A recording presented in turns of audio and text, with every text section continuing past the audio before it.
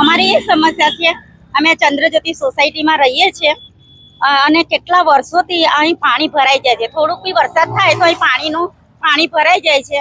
અહીં કોઈ બીમાર થઈ જાય તો એમ્બ્યુલન્સ સુધા બી અંદર આવવામાં તકલીફ પડે છે. નાના બાળકોને સ્કૂલે જવા માટે તકલીફ પડે છે. કેવી રીતે જવાનું?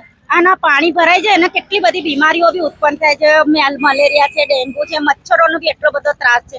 પાણી નીકળતું નથી. અહીં આ પાણીના લીધે ઘણી બધી તકલીફો અમને થાય છે. પાણીનો કઈ નિકાલ કરો. અહીં અમે બોડેલી ચંદ્રજ્યોતિ સોસાયટીમાં વર્ષોથી રહી છે, પણ પાણીનો નિકાલ થતો આ સમસ્યા છે.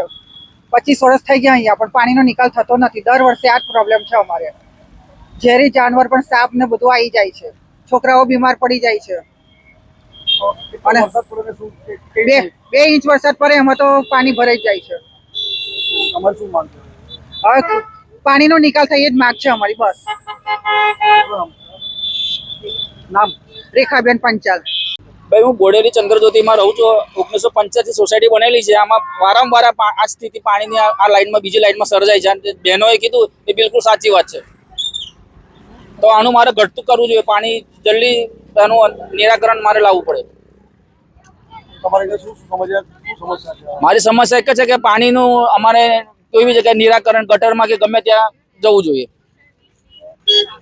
અત્યારે નાના બાળકો પ્લસ આ જો નાના બાળકો જુઓ, કારણ શું છે કે કઈ રીતે પાણી ભરાઈ જાય? કારણ પાણી જવાની જગ્યા નથી. અહીંયા સમસ્યા છે પાણીની. પાણી જતું નથી.